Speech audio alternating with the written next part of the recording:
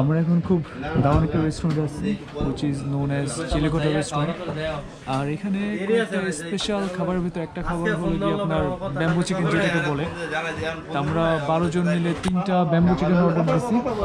আপনার পার bamboo chicken 450 করে পড়লো। আর রুটি যে পরিমাণ যে যতটুকু পছন্দ করে, এটা অ্যাকচুয়ালি আমরা অর্ডার দিচ্ছি ব্রয়লারটা অর্ডার দিচ্ছি আর দেশিটা আমার যত 700 টাকা করে। কেউ যদি আসে, আমি দেখি খাবারটা এখনো টেস্ট করে, খাবারটা আসেনি, খাবারটা আসলে টেস্ট করে বলা যেতে পারে যে আসলেই ভালো মানসম্মত ছিল কিনা, যেন পর্বতে কেউ আসলে যেন এনজয় করতে পারে। অবস্থা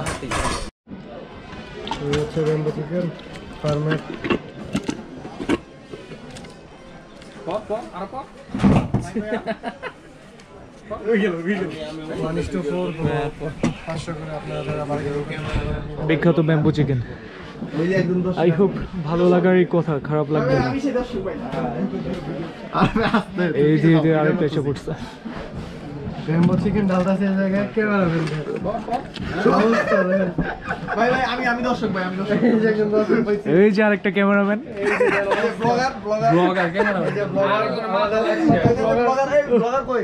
ব্লগারদের মাঝে মাঝে ক্যামেরাম্যান হওয়া লাগে, কিছু করার নাই। আমার ব্লগ নাই, নিজের ব্লগ শেষ। না না, এই যে আরেকটা আছে।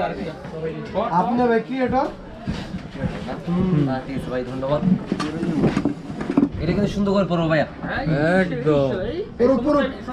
এই মরে গেছে, এই তো ব্যাম্বু চিকেন। এটা ঝোল নাই কে ভাই, শুকিয়ে গেছে? এটা হচ্ছে পুরো জন্য না ভাই, এটা হচ্ছে বাসার থেকে, সবকিছু হচ্ছে বাসার থেকে ফ্লেভার। এই হচ্ছে bamboo chicken. So this is known as bamboo chicken. ঠিক আছে, পুরো কারিগর হচ্ছে আমি। কিছু কিন্তু আমাদের বড় ভাই বানাইছে। আপনি করছেন না? ভাইয়ের নাম কি? আপনার নাম কি? মোহাম্মদ আফসার। মোহাম্মদ আফসার। আফসার, মোহাম্মদ আফসার। কারাগারি লাগছে তো, এখন একবার দিকে তাকায় বলেন। হ্যাঁ, আমার নাম মোহাম্মদ আফসার। হ্যাঁ ঠিক আছে, থ্যাংক ইউ ভাই। হ্যাঁ সমস্যা ভাই, ভাই আমাদের জন্য নিবেদিত প্রাণ বুঝছো। দেখা যাক এনজয় করে কি অবস্থা। বাড়ি কেমনে কি রে বাঘ। সাজেকের সবচেয়ে বড় স্পেশালিটি কি চা বলে এটাকে জানি? ব্যাম্বুটি না সাদাব? না ভাই, ব্যাম্বুটি। ব্যাম্বুটি 20 টাকা। ওরে ব্যাম্বুটি তো গরম অনেক। আচ্ছা, ব্যাম্বুটির বাংলা কি? বাসচা।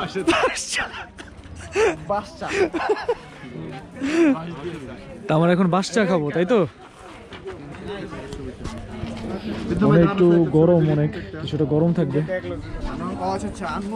সাজেক আসছি আর আমাদের রাইডার্স বিমানের একটা স্টিকার না লাগালে চলে না। এই জায়গায় অনেকগুলো স্টিকার আছে, সিরাজগঞ্জের আছে, স্পেনারের আছে, অনেক বাইকার গ্রুপের আছে। তো চিন্তা করলাম যে আমাদের গ্রুপের একটা লাগাই। আর স্টিকার আমি আনি নাই, এটা আমার ব্যর্থতা, কিন্তু সুজিব ভাই ব্যাগে রাখার কারণে এই জিনিসটা খুব ধন্যবাদ সুজিব ভাইকে। তো এই যে বিসমিল্লাহ বলে লাগাইতেছি। কই লাগামো? এনে আগে লাগাতো। হ্যাঁ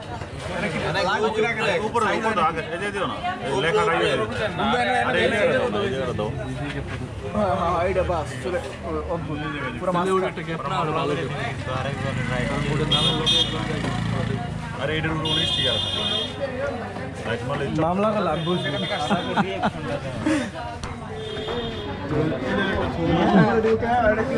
সাজেকে একটা আমাদের রাইডার ড্রিমের একটা ছোঁয়া দিয়ে গেলাম। আসলে প্রথম দিকে আমাদের কোনো টার্গেট ছিল না যে রাইডার ড্রিমের কোনো একটা লাগাবো, যার কারণে আমাদের ছবিগুলো আসলে আনা হয়নি, স্টিকারগুলো আনা হয়নি। বাট আমাদের কাছে অলরেডি একজনের কাছে স্টিকার একটা ছিল, সেই স্টিকারটা লাগালাম। এটা আজীবন এখানে থাকবে ইনশাআল্লাহ। সাজেকের কয়েকটা বড় সৌন্দর্যের ভিতর একটা সৌন্দর্য লাগে তার সূর্যোদয়। সূর্যোদয়টা এক্সপেকটেশন আরেকটু ভালো ছিল আমার, বাট আরেকটু ভালো এক্সপেকটেশন ছিল যে আরেকটু বেশি ভালো লাগবে। বাট ভালো, বাট এতটাও বলা যায় না। যতটুকু এক্সপেকটেশন ছিল আমার যে আরো অনেক সুন্দর লাগবে, but still it looks beautiful.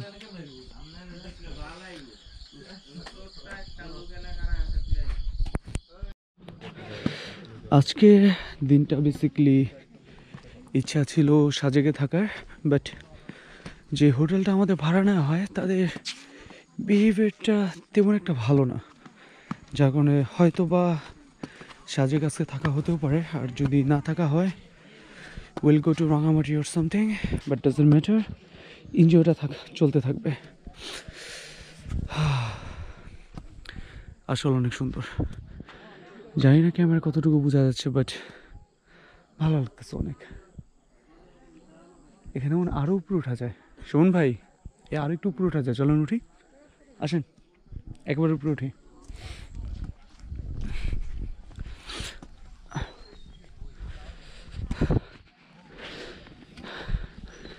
সাজেকের আসলে পিক ভ্যালুটা কোথায়, দ্যাট আই ডোন্ট নো। সময়ের অভাবে আসলে তেমন একটা আইডিয়া করে আসতে পারিনি।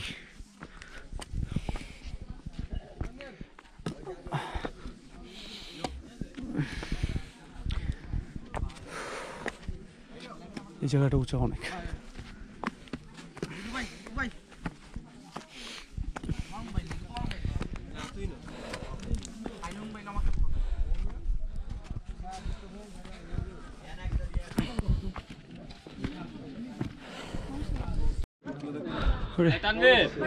এই জায়গাটা তো মানুষ প্রচুর বেশি।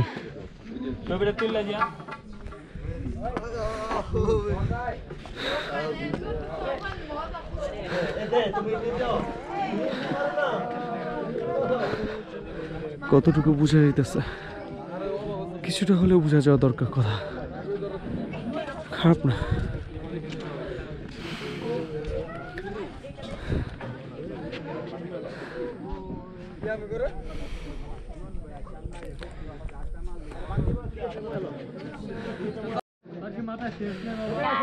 এত উপর থেকে নিচে পাহাড়গুলো দেখতে আসলে অনেক সুন্দর লাগতেছে, একটা অন্যরকম একটা ফিল। না জানি যদি এখান থেকে হাঁটা যেত, এই প্লেসগুলো যাওয়া যেত, কি পরিমাণ ভালো লাগতো, বাট স্টিল উপর থেকে দেখতেও অনেকটা ভালো লাগতেছে। এখানে কিছুক্ষণ আগে আরও কয়েকটা টুরিস্টের সাথে কথা বললাম, বললো যে এই প্লেস থেকে আপনাদের ঝর্ণার দিকে যেতে 1 ঘন্টার মতো সময় লাগবে পায়ে হেঁটে। ওকে, 1 ঘন্টা তাহলে পায়ে হাঁটা যাক। সমস্যা হবে আসতে যায়, এরকম উঁচু জায়গায় উঠতে যায় তো মেন সমস্যাটা, বাট ওকে, শক্ত শখই, কিছুই করার নেই।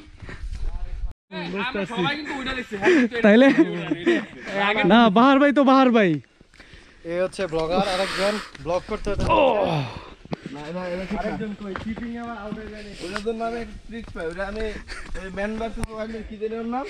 খাইতে দেখছিস নাকি? আমি গিফট করবো।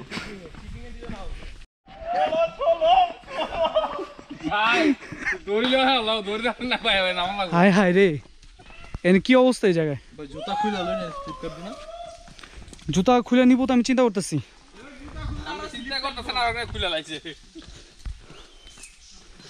জুতা খুলে রাখি,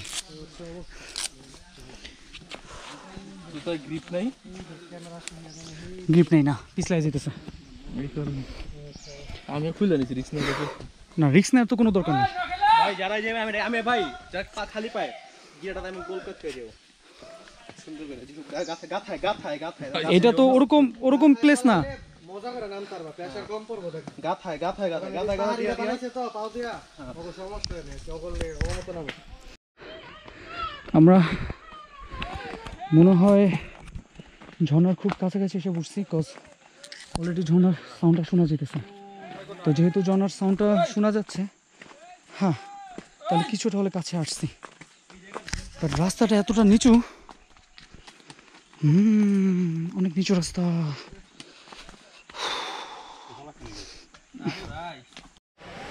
এই জায়গাটা নামতে সবার সাবধান অবলম্বন করা ভালো। আলবেনি হেল্প, প্রচুর পিছলা একটা প্লেস। হেল্প। আর নামতে, এই জায়গা নামতে যদি এরকম লাগে, উঠতে কি অবস্থা হবে? জায়গাটার অবস্থা খুব খারাপ। এটু জায়গায় মনে হয় একটু পানি পানি পিছলার অবস্থা, অন্য সবাই ঠিকঠাক।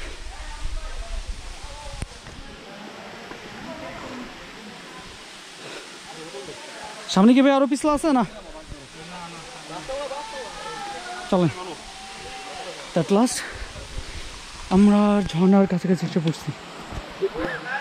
এতটুকুই ঘামাই গেছি, এখনো তো সময় বাকি আছে। আর খালি মাথায় একটাই কথা চিন্তা হচ্ছে, উঠতে কি অবস্থা হবে। থাক, নেমে গেছি তো নেমে গেছি, আর উঠতে কী হবে না হবে সেগুলো আমি চিন্তা করার মতো টাইম নেই। নেমে যাই। স্যান্ডেলটা এই হাতে নিই, যেহেতু এই হাতটা ব্যস্ত থাকবে। ওভারঅল এই হাতটাই ব্যস্ত রাখা ভালো, আরেক হাত ফ্রি করা ভালো, যতটা হাত ফ্রি করা যায় এসব পরিবেশে।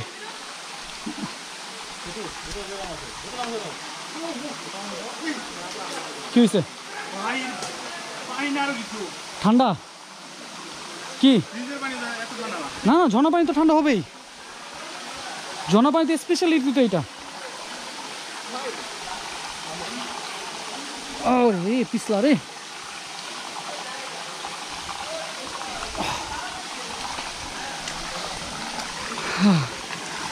আমরা ঝর্ণায় এসে পড়লাম।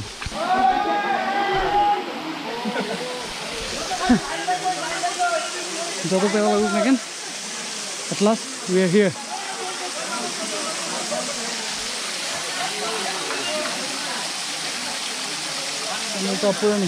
না পানি তেমন নেই। একটা লাভ দিবেন নাকি বাহার ভাই? আপনার বডিটা একটু দেখা দেন। এটা হলো বডি, ইন্টারন্যাশনাল প্লেয়ারদের বডি। আমরা এখন যে ঝর্ণাতে আছি, ঝর্ণাটার নাম হলো সিয়াম ঝর্ণা। শুনলাম এখানে বলে আরও 3টার মতো ঝর্ণা আছে, বাট ঝর্ণাগুলো তেমন একটা মানুষ যায় না, অনেক দূর। পানির কথা জিজ্ঞেস করলাম, সেই ঝর্ণাতে পানির পরিমাণ কেমন, বললো যে এমনই পানি, তেমন একটা বেশি না। যেহেতু শীতকাল, এই মুহূর্তে পানিটার পরিমাণটা একটু কমই পাওয়া যাবে, এটাই স্বাভাবিক। বাট এনজয় করা যাক। তো এখন ঝর্ণার ভিতরে ঘুরে যাক। পানির যে পরিমাণ ঠান্ডা, অনেক ঠান্ডা। ছোটোটাই ঢুকে আগে।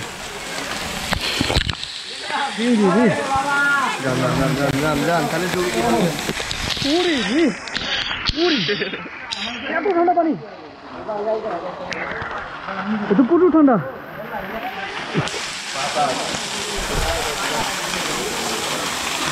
লাভ দিবেন নাকি? এখন তো মানে বড়টাই চলেন। ঠান্ডা ঠিক আছে, মজা মজা, ভালো লাগার মতো। ঠান্ডা তো লাগবেই।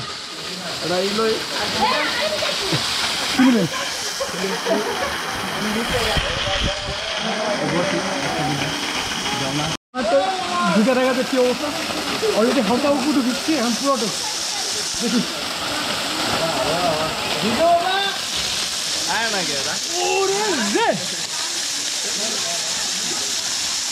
ভাই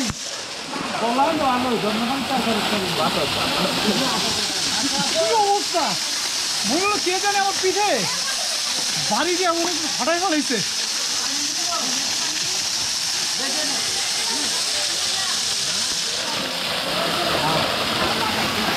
হাতে বুঝছেন দিলে বার ভাই, হাতে দিলে যে ছোট ভাই স্কুলে পড়ে না বলে বেতন পানি দিত না, কেমন লাগে।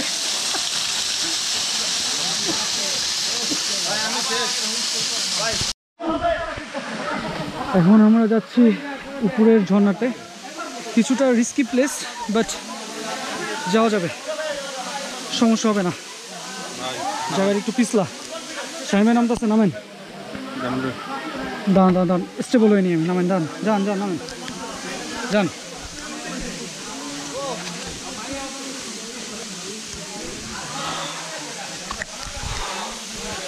এক হাতটা আপনাদের জন্য ক্যামেরা ধরে বারবার একটু দাঁড়াইতেন, এখানে একটু এখানে দাঁড়াইতেন। এখানে উঠতে তো আমি হাতে ক্যামেরাটা নিতে পারবো না।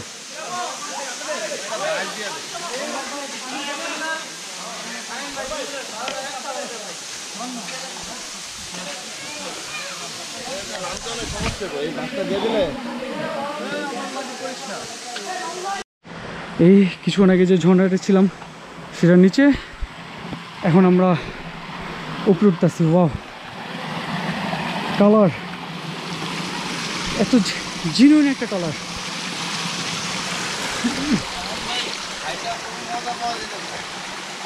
আমার তো মনে হয় পাপু ছুলে গেছে, পাপু মনে হয় অনেক জায়গায় ছুলে গেছে। আমার বাঁশের কঞ্চি এগুলো লেগা পা ছুলে গেছে।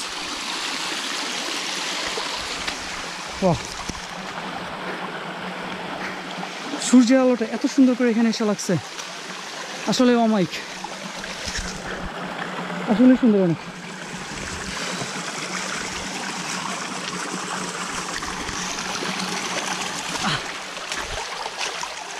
বলা যায় সিয়াম ঝর্ণার সার্থকতা হবে তখনই যদি আপনাদের উপরে আসা হয়, আর যদি উপরে না আসা হয় তাহলে আমি বলবো যে এখানে এতটা কষ্ট করে প্রায় কিছু কিছু মানুষ বলছে 1 ঘন্টা সময় লাগছে, বাট আসলে 1 ঘন্টা সময় লাগেনি, আপনি আধা ঘন্টা 30 মিনিট 35 মিনিটের মতো লাগছে, এরকম লাগছে না ভাই? ফিটনেসের উপর নির্ভর করে আমাদের 35 মিনিট মতো লাগছে, অবশ্য আমাদের ফিটনেস এতটা ভালো না, তাও 35-এর মতোই লাগছে আমাদের। যেমন যে বাহার ভাই, তার ফিটনেস ভালো আছে, সে যদি চায় এই জায়গাটা 5 মিনিট এসে কভার করে ফেলাইতে পারবে, খালি একটা দৌড় দিবে তাহলেই হয়েছে। মনে করেন কাদা নাই তাহলে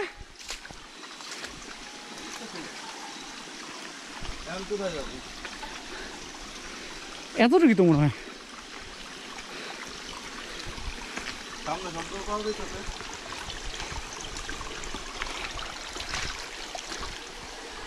আর তো কিছু দেখি না ভাই, যাও নিচে। তাহলে কি বললো সে?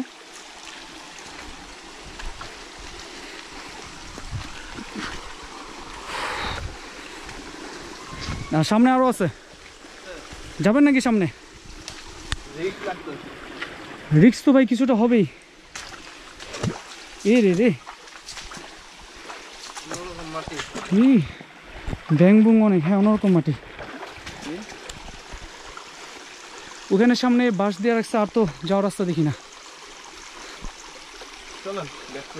হ্যাঁ ব্যাক করি, আর যাওয়া লাগবে না, ব্যাক করি। এখানে নর্মালি লাগতেছে আমার কাছে, কোনো এক্সেপশনাল কোনো কিছু লাগতেছে না, বাট অন্তত নিচের থেকে সুন্দর। বাহার ভাই নিচের প্লেসটা থেকে অনেক সুন্দর, এটা মানতে হবে। হুম, বড় পাহাড়, হ্যাঁ হুম, এই পড়েন না, দেখছেন এই জিনিসটা আরো বেশি প্যারাদায়ক জিনিস, বাসটা বাসে ম্যাটার সব না থাকতে হবে। মাটি আছিল কাদা তো। হুম, সমস্যা নেই, তাহলে নিচে যা ফ্রেশ হওয়া যাক। ফ্রেশ হয়ে এখন মনে হয় 1 ঘন্টা লাগবে, যেহেতু আমরা কিছুক্ষণ আগে পাহাড় থেকে নামছি, যার কারণে আমাদের সময় কম লাগছে। এখন তো আমার পাহাড়ে উঠবো, এখন অনেক সময় লাগবে। আচ্ছা তাহলে যাওয়া যাক।